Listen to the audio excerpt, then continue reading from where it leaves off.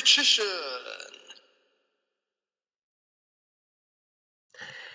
Hey YouTube, Richician84 here, and welcome to Q&A number 212. Like I said last week, this will be the last episode of the year, because I don't want to do one on Christmas Eve and New Year's Eve, to be honest. So, yeah, let's kick off the questions. Oh, and also John Cross says, hope you all have a Merry Christmas. Thank you. I hope you do too. First question is from Gunnar. What will you two do on the 3 Christmas days? I'm assuming you're referring to Christmas Eve, Christmas Day, and Boxing Day. The plan is to actually stay at home this Christmas for the sake of simplicity. And this is going to be the first time in my entire life that I'm not going to be spending Christmas Day with my parents. It was a really tough decision to make, but I mean, we would have come over here and spent it here, but unfortunately, the cats make this a bit tricky. Not that I'm blaming them or anything; it's not their fault. You know, I love my kitty cats. It's just that the car journey would stress them out a lot, and they just don't like being in a car, like especially for about 2 hours. And not only that, it's also the fact that they've now grown up to the point where they want to go outside and just be outside, and we're just worried about them straying too far away from here if we bring them here. So for peace of mind, the cats are better off staying where they are, and we can't really get anyone to watch them, unfortunately. So, it just makes sense to stay at home this Christmas. I mean, we will have our parents over like a few days later, of course.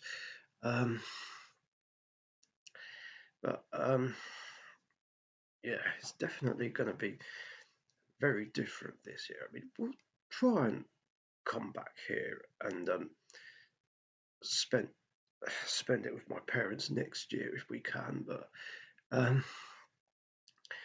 this year we'll just be at home basically, and I'm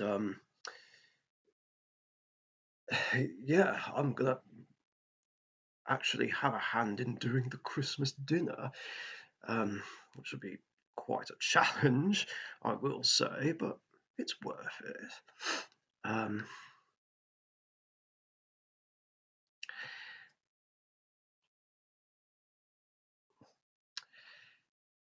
mean, I'm not sure what the plans exactly would be for Christmas Eve and Boxing Day, but on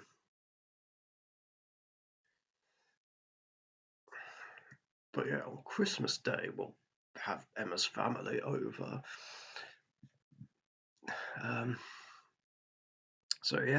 That's that. Then the next 2 questions are from Dark Magic Couple 1985 with a Beavis and Butthead edition. 1. Do you think Beavis and Butthead would have done well on serving in the military despite being stupid? Well, based on that clip you showed me, where they're supposed to be building homes and stuff. I feel like they probably would do, but um, yeah, realistically, I don't see them getting into the military because of how they are. Um, of course, if they did, they probably would do well, although knowing them, they might cause friendly fire or something. Um, and just mistake someone innocent for a hostile. Yeah. Two, are you surprised that Butthead actually knows how to drive despite being not that smart, and they didn't realise people thought they were actually a couple? That is quite surprising, actually, although I didn't really think about it when I first watched that clip. Um, but yeah, it actually is incredible that he managed to pass his driving test. Um, or maybe he didn't learn to drive and just was able to get a car anyway, um, and drove it anyway, which of course is really bad. Um, but um, yeah, I guess you could say it is surprising for sure. And the last six questions? Yeah, six questions are from John Cross. One, did you watch any of Yu-Gi-Oh! Chronicles video storylines? No, I didn't. I only saw that mishmash trailer. I wouldn't even know where to find those to watch. Two, any thoughts on the Dogmatica archetype? Um, it's a pretty cool and interesting archetype, most definitely. Um, focusing on opposing the extra deck in some way or another, and then leaning more towards rituals. I thought that was cool. What I don't think is cool, though, is Dogmatica Maximus. I really fucking hate Maximus. The amount of times it was summoned against me and milled out two of my extra deck monsters was so fucking annoying. Like, I mean, to be fair, the Fosager getting dropped on me was even worse, but um, but Maximus is no better. Um, yeah, it was.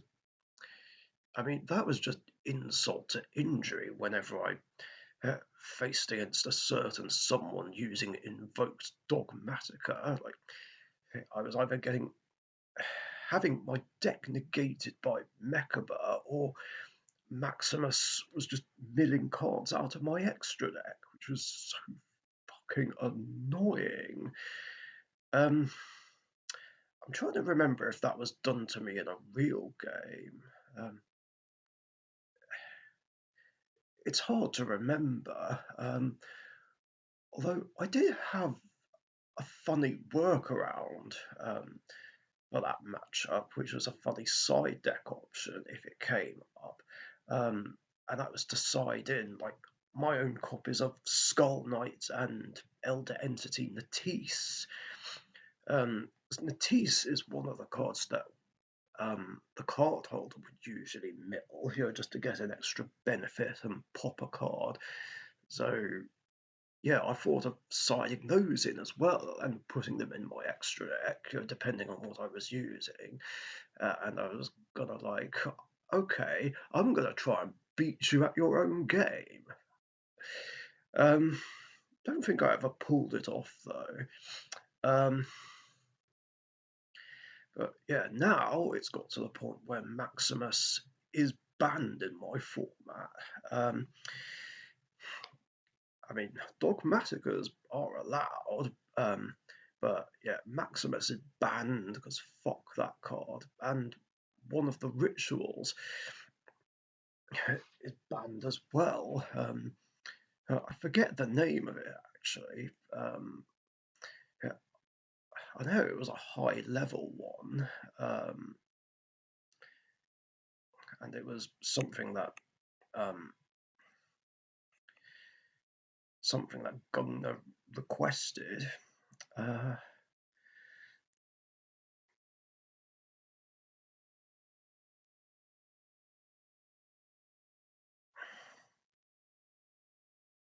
yeah, Albazoa, that was it.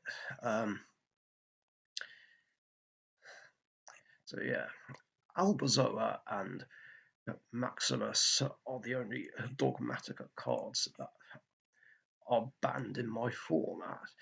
Um, but, so yeah, that's that.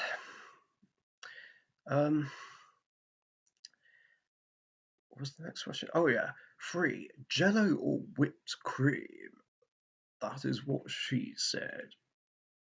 Why would she say that though? And Kynan, don't say because that's what she said or that's what he said. Um, that's. I'm assuming this would be to eat. But yeah, that's a tough one. Both are really delicious.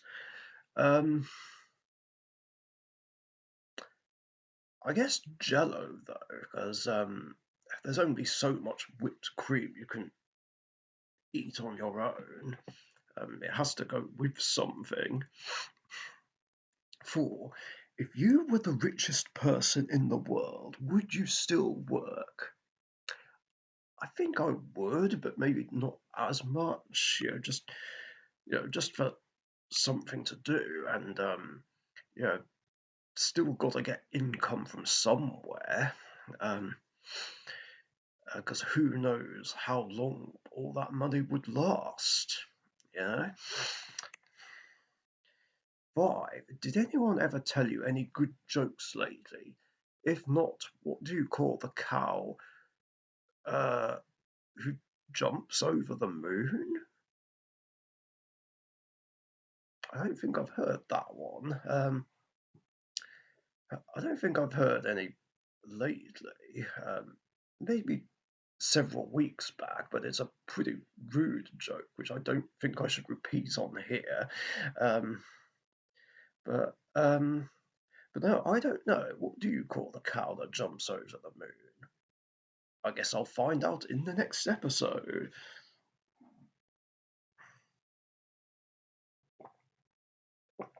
And finally, question 6. What are your thoughts on Left Arm Offering? I think Left Arm Offering is a pretty cool card. Bit of a steep cost though, just banishing at least 2 cards and not being able to set cards, but I guess they had to give it some kind of drawback considering what it does. And it's definitely better than the anime version where it's a trap. Um, so yeah, it is a very cool card, which I do plan to play in that Marek deck that I briefly mentioned in the top 12 video of decks that scarred me for life.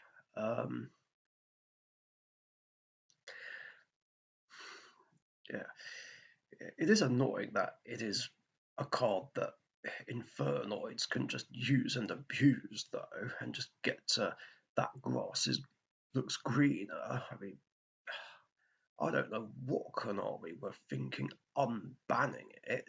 It just gives Infernoid way too much advantage. Um, and seriously, why can't Infernoids just die in a fire? Like, no offense to Infernoid players, but I hate that deck. Like, it literally does too much to stop anyone play the game. I mean, there's a reason it's among my top 20 most hated decks of all time. But anyway, I digress. But that's my thoughts on Left Arm Offering. And that's going to do it for questions in this episode and this whole year. Thank you very much for your guys' questions. Very cool ones as always. And if you have any other questions you want to ask me, post them in the comments section down below. And yeah, that's going to do it for this year. And quick announcement before I go. I've decided that I am actually going to change the day that I do my Q&As on again, because it seems to be becoming a bit of an issue recording these on Wednesdays. And I chose Wednesdays because I can't really do them on Tuesdays anymore. And I figured Wednesday would be the next best thing, but yeah, other things seem to keep happening. It's like either games with Gongna will happen, and I'm having to either record the Q&A before those games, or do it immediately after those games, followed by having to prepare dinner. So yeah, it's just a bit much.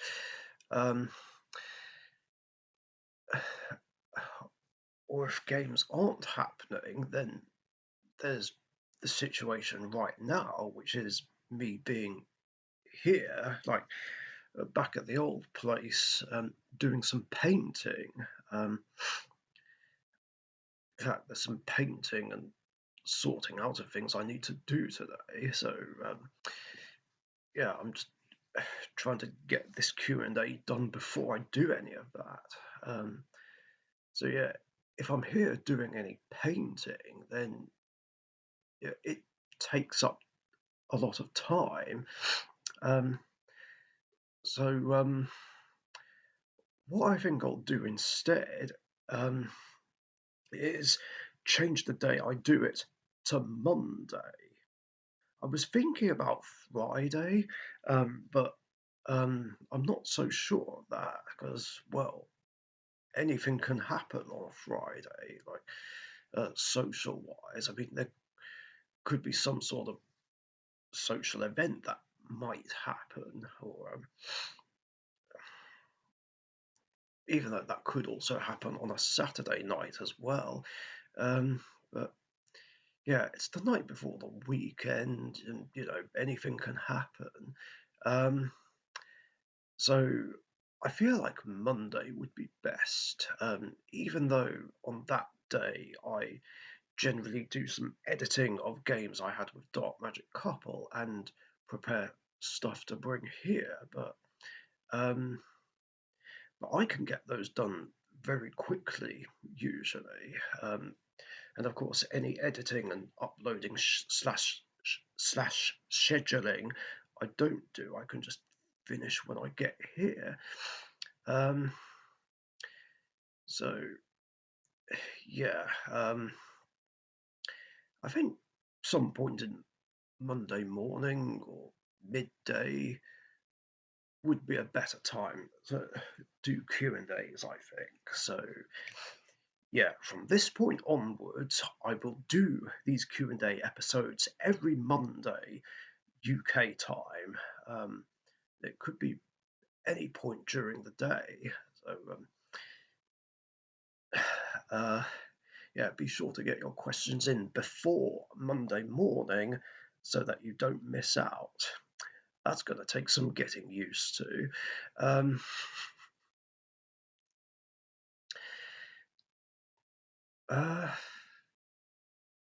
So yeah, anyway, the next Q&A episode will be on January the 5th. Yeah, January 5th, first episode of the new year. So yeah, be sure to get your questions in before then so that you don't miss out. Thanks again, stay safe, have a Merry Christmas and a Happy New Year, even though I'll say that in a later video, and I'll catch you guys later. See ya. Thank you very much for watching. Be sure to subscribe to the Dark Richician.